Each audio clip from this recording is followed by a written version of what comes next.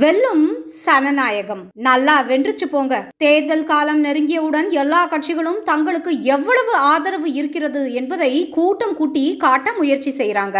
திமுக கூட்டணியை பொறுத்தவரை போன முறை ஒரே ஒரு தொகுதியை சுயமான சின்னத்தில் போட்டி போட திருமாவளவனுக்கு கொடுத்த நிலையில் இந்த முறை கருணாநிதி போல இதயத்தில் மட்டும் இடம் கொடுத்து விடுவாரோ என்ற பயம் அண்ணன் திருமாவளவனுக்கு எட்டி பார்த்திருக்கு. ஆனால் எப்பாடுபட்டாவது அந்த ஒரு தொகுதியை மீண்டும் கேட்டு பெற வேண்டும் என்ற நோக்கத்தில் ஒரு பெரிய மாநாடு நடத்தியிருக்காரு. இதுவரை எல்லாமே ஓகே.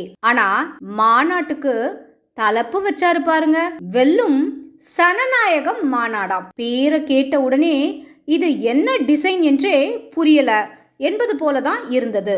இவங்களுக்கு ஜனநாயகம் என்பது சமஸ்கிருத வார்த்தையாம். அதனால வடமொழி கலப்பில்லாமல் அதை சனநாயகம் என்று சொல்றாங்களாம். ஏன்பா, அவ்வளவு தமிழ் அக்கறை இருந்தா மக்களாட்சி என்று அதற்கு ஒரு தமிழ் வார்த்தையே இருக்கே, அதை வச்சுட்டு போக வேண்டியது தானே. ஜாவ ச என்று மாற்றிவிட்டால் மட்டும் அது தமிழ் வார்த்தை ஆகிடுமா என்ன?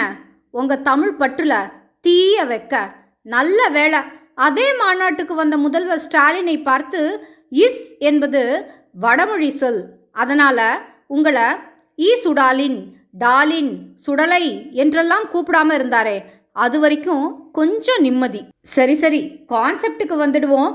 வழக்கம் போல பாஜக எதிர்ப்பு மாநாடாக தான் இது இருந்தது. சனநாயகம் வெல்லட்டும் என்ற தலைப்பில் மாநாடு நடத்துறீங்க. நீங்க ஏற்கனவே அந்த ஜனநாயக முறைப்படி வென்றுதானே இங்க எம்பி ஆகி இருக்கீங்க. உங்களுக்கு வாக்களித்ததால் மக்களுக்கு என்னென்ன நன்மை நடந்துள்ளது என்று அந்த மாநாட்டில் பேசியிருக்கீங்களா?